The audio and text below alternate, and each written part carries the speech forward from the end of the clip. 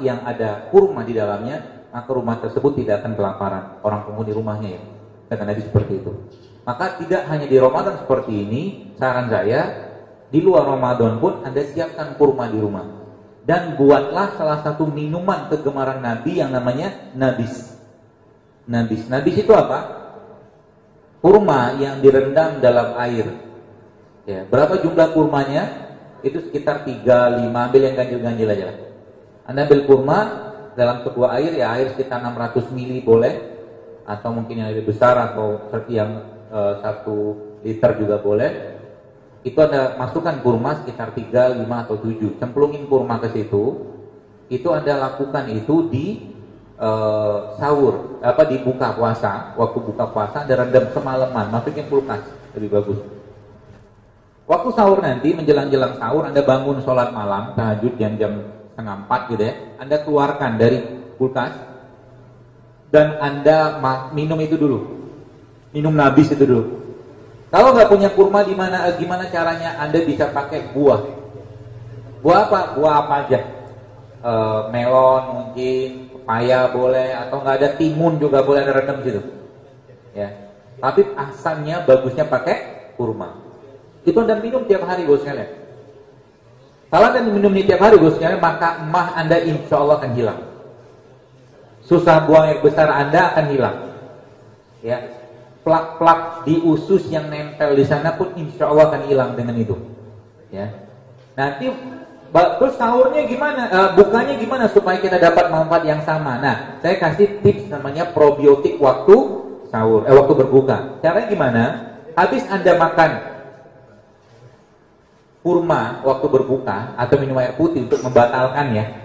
Bagusnya kalau Anda pengen dapatkan asupan yang baik, maka pilihlah buah yang kemungkinannya tidak terkontaminasi dengan pestisida. Contoh apa? Melon tuh kayaknya nggak dipupukin tuh. Pupuknya nggak pupuk-pupuk yang berat-berat melon. Atau kalau nggak nanas, ya. Atau kalau nggak alpukat. Caranya gimana? Buah-buah tadi bosnya Anda potong-potong, nah, jangan neces ya. Anda potong-potong buahnya, potong-potong kecil. Lalu setelah Anda potong kecil, nggak usah di blender, yang di blender, bagusnya dikunyah nanti. Lalu Anda taburi di atasnya madu. Kalau Anda makan ini bos sekalian, maka asupan atau mungkin kebutuhan nutrisi kita itu udah hampir tercukupi dengan apalagi Anda potek-potekin kurma, campurin ke situ. Juga bisa. Jadi Anda makan buah itu dengan madu, dengan kurma. Biasanya orang-orang sudah makan model kayak begini, udah hilang laparnya. Kenapa? Lapar itu sebenarnya sensasi membutuhkan. Jadi gini, sebenarnya lapar itu tidak melulu kita mengkonsumsi makanan dengan jumlah tertentu, apalagi banyak. Dia cuma butuh nutrisi yang kecil saja. Makan sesuatu sebenarnya sudah bisa memberikan sinyal kenyang, yang kenyangnya sehat gitu. Ini salah satu tips saya biasanya. Kalau Anda mau dapat namanya probiotik, kalau bahasanya itu probiotik. Jadi ada buah, Anda campurkan dengan madu, ya. Kalau buahnya terlalu manis seperti nanas misalkan, Anda tambahkan sedikit saja garam. Sedikit. Makan dulu itu sebelum Anda makan besar.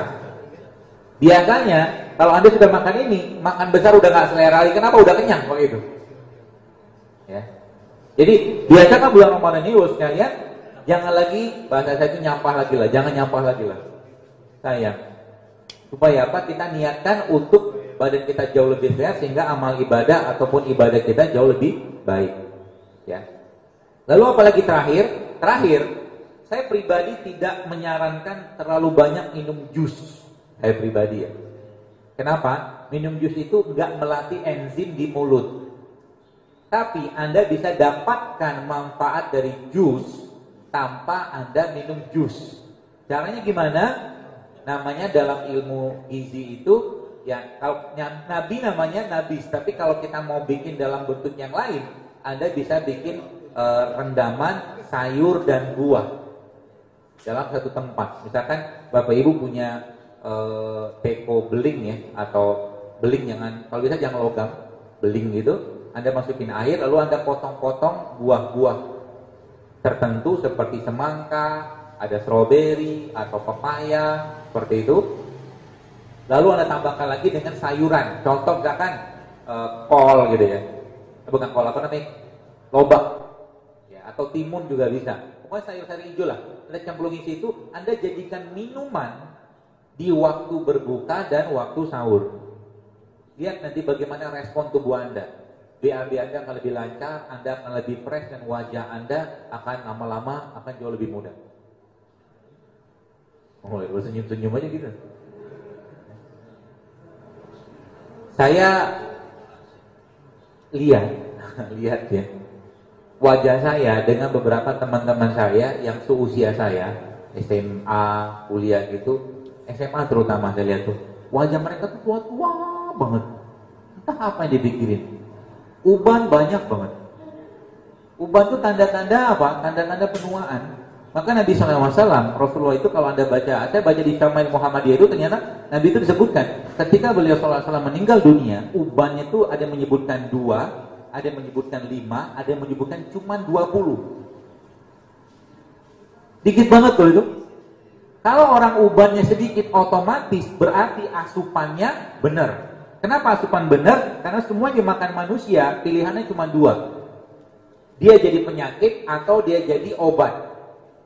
Kalau orang yang makannya benar, maka otomatis lama-lama, contoh gini, Anda makan buah tiap hari, Anda banyak makan sayur tiap hari, nanti lama-lama rambut-rambut yang menghitam, yang memutih itu lama-lama dia akan menghitam sebenarnya kalau belum waktunya.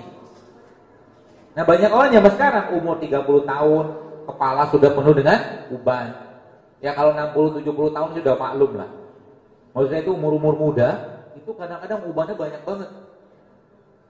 Ya, makanya Nabi mencontohkan, ternyata subhanallah Nabi SAW, Rasulullah kita itu ternyata beliau sedikit sekali uban. Ternyata apa? Ya tadi beliau membiasakan makannya itu sangat-sangat sehat. Kenapa bisa seperti ini? Karena memang makan pun beliau itu memerintahkannya, atau yang memerintahkannya itu Allah Subhanahu Wa Taala. Wa may yantiqu anil hawa in huwa illa wahyu yuha.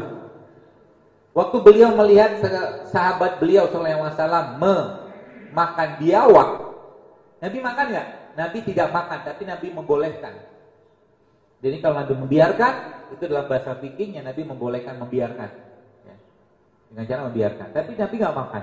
Ya Nabi makan apa? Kalau Anda baca kitab-kitabnya, itu Nabi yang Nabi makan itu baik-baik semua. Nggak ada jeleknya. Kan itu zaman dulu. Orang bilang, ada subhan orang zaman sekarang. Pak, itu kan zaman dulu. Emang zaman sekarang kita nggak bisa makan baik? Bisa, kalau kita mau. Makanya Allah katakan dalam surat Abasa, falyanzuril insana ila ta'ami. Perhatikanlah apa yang kalian makan, kata Allah.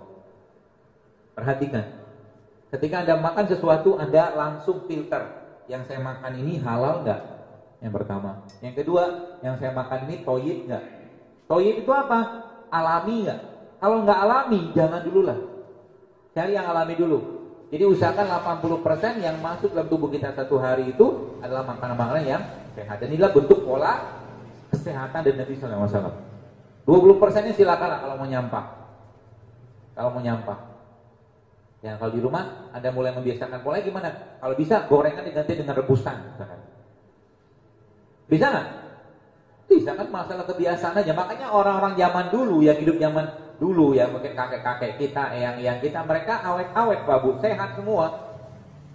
Ya, kenapa? Karena mereka makannya sehat. Zaman sekarang kita belum apa-apa sudah minum sirup. Percaya nggak percaya? Saya nggak usah bongkar panjang lebar. Kalau Bapak Ibu baca di beberapa sirup itu sudah ada peringatannya. Kenapa ada peringatan? Karena sirup itu sudah menggunakan satu jenis pemanis buatan yang sebenarnya tidak cocok dikonsumsi oleh orang-orang normal. Ada Bu, ya, di sirup ya. Saya pernah baca ada beberapa sirup terkenal lanjut. Itu kalau Anda baca di bawahnya ada peringatan. Tidak disarankan untuk dikonsumsi untuk ibu hamil, menyusui dan anak-anak di bawah 5 tahun. Pertanyaannya, siapa yang